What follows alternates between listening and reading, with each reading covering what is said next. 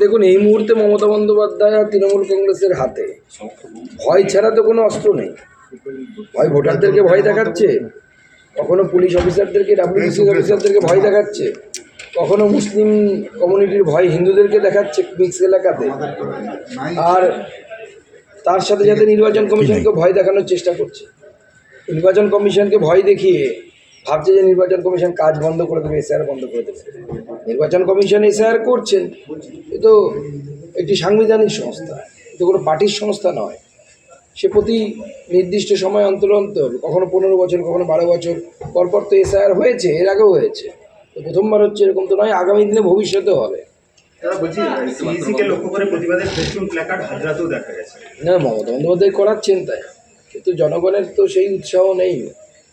সাধারণ মানুষ চুপচাপই আছে। ওই তৃণমূলের 2-4টে সাঙ্গপাঙ্গ কিছু দুধের গায়ে তারা লাফালাফি করছে। দাদা বলছি, বিক্ষোভকারীদের সরাতে পুলিশের কোনো সক্রিয়তা নজরে আসেনি কালীঘাট ও হাজরায়। কালীঘাটে দর্শনার্থীদের ভিড় পুলিশ নিয়ন্ত্রণ করলেও এই বিক্ষোভকারীদের সরানো কোনো না, বিক্ষোভকারীদেরকে সরাবে কেন? মমতা বন্দ্যোপাধ্যায় বিক্ষোভকারীদেরকে পাঠিয়েছে, তারই আন্ডারে কাজ করে পুলিশ। মমতা বন্দ্যোপাধ্যায় ইনস্ট্রাকশন দিয়ে দিয়েছে কাউকে সরানো যাবে না, সেই জন্য সরায়নি। তাই নির্বাচন কমিশনের উচিত করা হাতে পশ্চিমবঙ্গের পুলিশকে সহমত শেখানো। পশ্চিমবঙ্গের পুলিশ জানে না কীভাবে সরকারি কাজ করতে হয়, নিরপেক্ষভাবে কীভাবে ভূমিকা পালন করতে হয়, এটা জানে না, ভুলে গেছে। বহুদিন ধরে হাওয়াই চটি চাটতে স্বাভাবিকভাবে তাদেরকে শেখাতে হবে না। কমিশনের ফুল বেঞ্চের বৈঠক, সর্বদলীয় বৈঠকের পর ডিএমএসপিদের সঙ্গে নির্বাচনের প্রস্তুতি বৈঠক করবেন। কমিশনের নির্দিষ্ট প্রোটোকল আছে, পদ্ধতি আছে, তারা সেই অনুসারে কাজ করবে। বিজেপির প্রতিনিধি দল যাবে, তাদের সাথে দেখা করছে, সমস্ত রাজনৈতিক দলের মতামত নেবে নির্বাচন কমিশন, এটাই স্বাভাবিক। তৃণমূলে যোগ দেওয়ার পর আজই প্রথম গুরুদায়িত্বে রাজীব কুমার, জ্ঞানেশ কুমারের সঙ্গে বৈঠকে প্রতিনিধি দলে থাকছেন তৃণমূলের চন্দ্রিমা, ববি এবং রাজীব কুমার। দেখুন, রাজীব কুমারকে পাঠানো হচ্ছে যে যেহেতু নেগোসিয়েটার হিসেবে উনি যাবেন, সেই জন্য হয়তো ওনাকে পাঠানো হচ্ছে। রাজীব কুমার আরও গুরুত্ব পাবে, কারণ লাল ডায়েরি ফাইরির ব্যাপার আছে, আপনারা তো সবই জানেন। আমার মুখ দিয়ে কেন বলাতে চাইছে, ওর কোনো কাজ নেই, সেই জন্য আলোচনা বসছে এখন। আবার বুঝতে পেরে গেছেন যে গতবারও হেরেছিলেন মূল ভোটে, পরবর্তী সময় বাই ইলেকশনে উনি যেতেন আমাদের নিশ্চিত প্রামাণিক ইস্তফা দেওয়ার পর বিধায়কের পদ থেকে। এবারও হারবেন, চিন্তা নেই, সেজন্য এখন থেকে হাওয়া তৈরি করার চেষ্টা করছে। ওসব হাওয়াই ফাওয়াই কিছু হবে না, ওনার বেলুন উড়ে যাবে। বলছি, রাষ্ট্রপতিকে অপমানের অভিযোগে তোলপাড় রাজ্য। রাষ্ট্রপতি দাঁড়িয়ে, প্রধানমন্ত্রী বসে, পুরনো ছবি প্রকাশ্যে এনে এবার মুখ্যমন্ত্রী সরব হয়েছেন। দেখুন, এই সমস্ত কোন অকেশনে কোথায় কি হয়েছে, সে তো রাষ্ট্রপতি যখন ভাষণ দেন অনেক অনুষ্ঠানে, আমাদের শিক্ষা দপ্তরে অনেক অনুষ্ঠানে হয়েছে, তখন তো আমরাও বসে থাকি। উনি এলে পরে তখন আমরা দাঁড়াই, কিন্তু এটা নয় তো উনি যখন ভাষণ দেবেন আমরা সবাই দাঁড়িয়ে থাকবো। কোন ছবি এনে কী করার চেষ্টা করছে, ওনাকে বলবো যে এসব না করে আপনি কি করেছেন সেইটা নিয়ে আলোচনা করুন।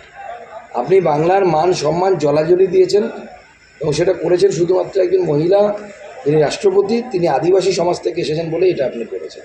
রাষ্ট্রপতির বক্তব্যের পরে রাজ্যের আদিবাসী উন্নয়ন নিয়ে বিভিন্ন প্রশ্ন উঠছে, তার মাঝেই রাজ্য আদিবাসী উন্নয়নে রিপোর্ট কার্ড তৈরি করছে। ওসব রিপোর্ট কার্ড ফার্ড দিয়ে কিছু হবে না।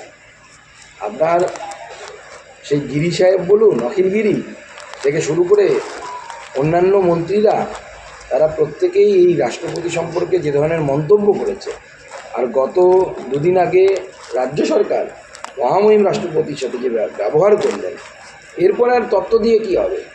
জুতো মেরে গরুদান করে তো কোনো লাভ নেই। আজ লোকসভায় স্পিকারের বিরুদ্ধে অনাস্থা প্রস্তাব পেশ, সাংসদদের উপস্থিতির হুইপ জারি দুপক্ষে। অনাস্থা প্রস্তাবের চিঠিতে সই না করলে অনাস্থার পক্ষেই ভোট দিচ্ছে তৃণমূল। কী বলবেন? এবং তৃণমূল আর কংগ্রেস এখন কাছাকাছি আসার চেষ্টা করছে, তারা চেষ্টা করছে যত কাছাকাছি আসা যায়। হাতটা ধরে ফেলেছে, এখন আলিঙ্গন করবে কিনা তাদের ব্যাপার। ভোটেও তো শোনা যাচ্ছে না কি এখন সিট শেয়ারিংয়ের জন্য অফার পাঠিয়েছে তৃণমূল কংগ্রেস। সময় এলে বোঝা যাবে কে কী করছে। এসআইআর নিয়ে বিক্ষোভে মুখ্যমন্ত্রীর যে ধর্ণা আজকে চলছে, আমি তো চাইছি উনি শেষ পর্যন্ত ওখানে ধর্নাতেই থাকুন। ওখান থেকে রাজভবন খুব কাছে, আমাদের মুখ্যমন্ত্রী নির্বাচিত হওয়ার পর টুক করে হেঁটে ইস্তফাটাও দিয়ে দেবে, অসুবিধা নেই। দেখুন, বাঁকুড়ার সংসদ লাকিলি জিতে গেছে। কিছু ভোট এবার নোটাই পড়ে গেছিলো, প্রায় 27,000 ভোট এই গত নির্বাচনে নোটাতে এই বাঁকুড়া লোকসভাতে পড়েছিল। ওই নোটার ভোটটাই এদিক থেকে ওদিক হয়ে গেলে পরেই আমাদের সাংসদ জিততে। এবার নির্বাচনে পুরো উল্টো ফল হবে, সবকটি সিট আমরা জিতব।